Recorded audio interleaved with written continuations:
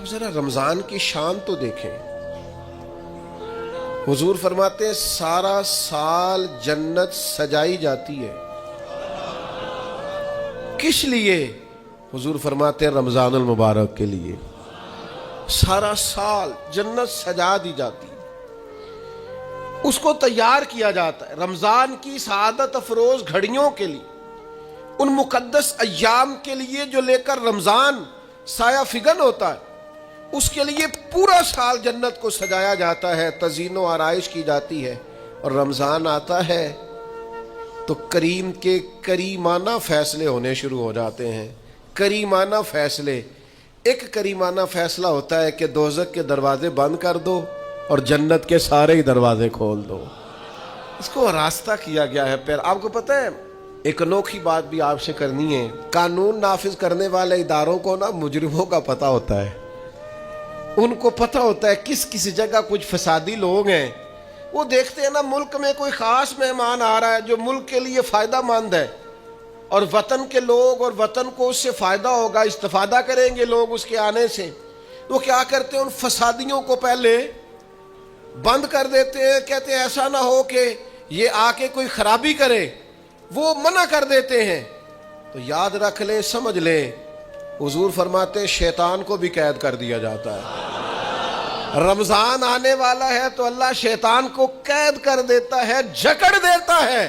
فرمایا رمضان آ رہا ہے اور میرے بندوں نے اپنی بخشش کرانی ہے، انہوں نے میری عبادت کرنی ہے، انہوں نے روزے رکھنے ہیں، انہوں نے آ کر کے اللہ کے حضور معافیاں مانگنی ہے.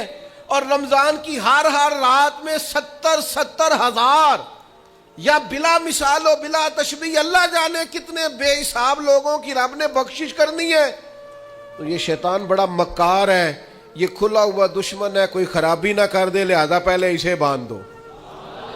خرابی نہ کرے کسی قسم کی، اسے باندھ دیا جاتا ہے.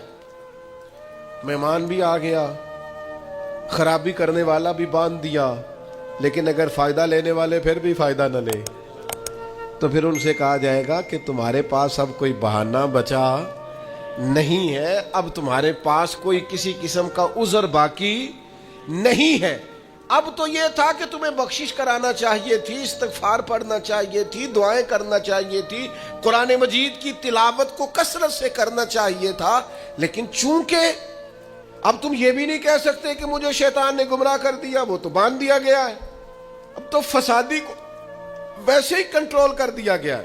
اب بھی تم اگر سوئے رہے، اب بھی اگر تم نے غفلت کی، اب بھی چھوٹے موٹے بہانے کر کے تراویاں چھوڑتے رہے، اب بھی ذرا سی سستیاں کر کے ادھر ادھر نکلتے رہے، اس کا مطلب یہ ہے کہ پھر تم استفادہ کر سکے.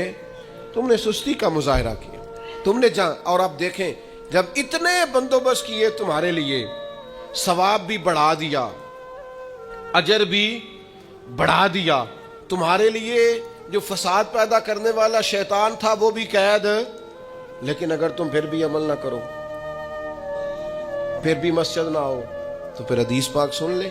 اس طرز کی شاید یہ منفرد حدیث ہے کتب احادیث میں، اور تقریباً تمام کتب احادیث میں موجود ہے. حضور علیہ الصلوۃ والسلام نے نا صحابہ سے فرمایا سارے مسجد میں جمع ہو جاؤ میرے ممبر کے پاس. لوگ جمع ہو گئے. اللہ کے حبیب علیہ السلام نے ایک قدم ممبر کی سیڑھی پہ رکھا، فرمایا آمین. پھر دوسری سیڑھی پہ قدم رکھا تو فرمایا آمین. پھر تیسری پہ قدم رکھا تو فرمایا آمین.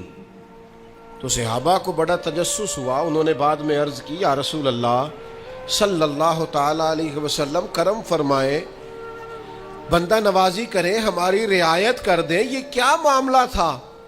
تو حضور فرمانے لگے میرے پاس حضرت جبریل امین حاضر ہوئے. یہ رحمت للعالمین نبی کی بات سنا رہا ہوں. حضور کریم ہے.